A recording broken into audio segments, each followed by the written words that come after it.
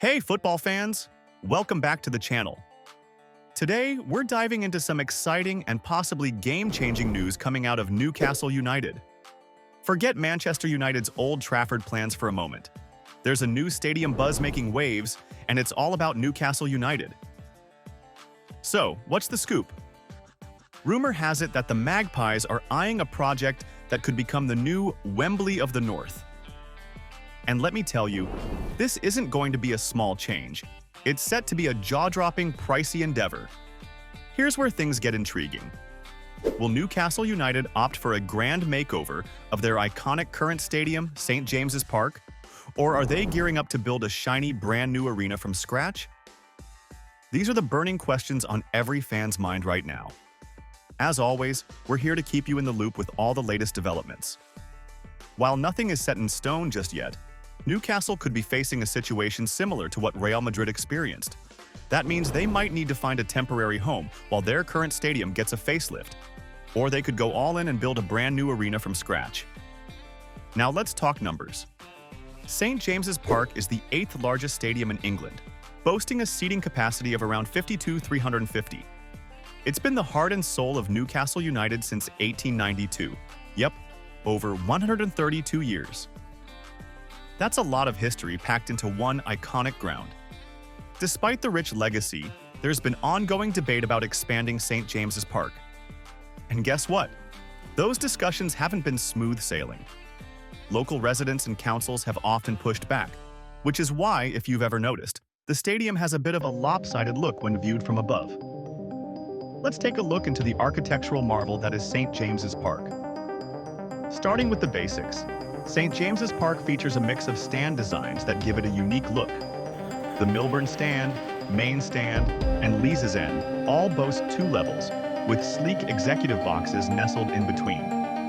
Meanwhile, the East Stand and Gallowgate End are a bit different, sporting just 1 level, but with additional boxes perched on top of the Gallowgate End. Rewind to 1993. That's when major changes kicked off, with the corners of the stadium being filled in to create extra seating and make all the stands the same height. But here's where it gets even cooler. The Milburn Stand and Lees's End have since been made even taller and now feature an impressive glass roof. Here's a fun fact. The roof covering the Milburn and Lees's sections, built in 1998, holds the title for the biggest cantilever structure in Europe. It stretches a whopping 212 feet. Yes, you heard that right. Beating the 190-foot cantilever at Manchester United's Old Trafford. With their recent ownership by a Saudi company that's got its fingers in the Pro League pie, you know football is at the heart of their strategy. Newcastle United is looking to stay put at St. James's Park while expanding the stadium on the same site. Sounds ambitious, right? But here's the big question. How will they navigate the complex challenges that come with this plan? Let's try to break it down. For starters, behind the East Stand, there are Grade 1 listed buildings. These beauties are recognized for their exceptional architectural or historic value, making any construction work a bit of a tightrope walk. And it gets trickier. Behind the Gallowgate End, there's a road and a metro tunnel right beneath the surface.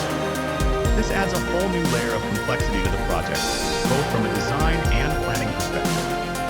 So, it's clear that Newcastle United has some tough decisions ahead to tackle these obstacles. Newcastle is a city deeply in love with football, and St. James's Park is right at the center of it all, pulsing with the energy of around 1 million residents. It's clear as day that this stadium is more than just a place to watch football.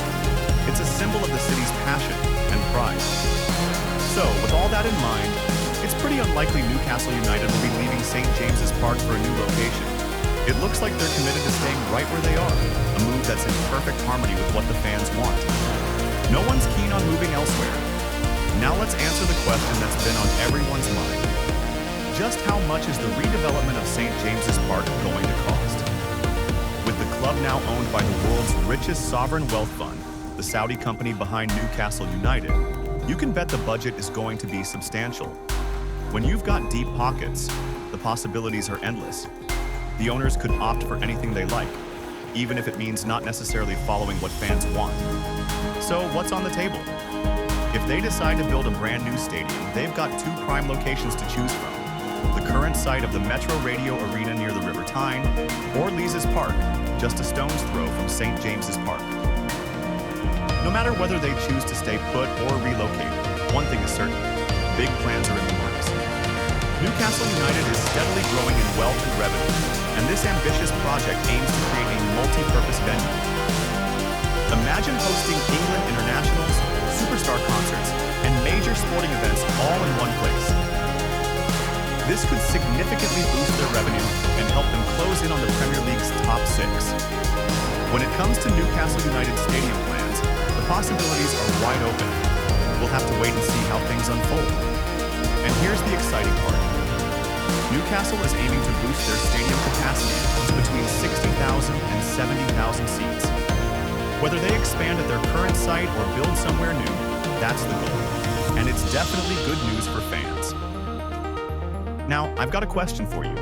Should Newcastle United move to a new venue, or should they renovate St. James's Park? Drop your thoughts in the comments below. I'd love to hear what you think. If you enjoyed this video, don't forget to give it a thumbs up, subscribe to our channel, and hit the bell icon so you never miss an update. Until next time, thanks for watching.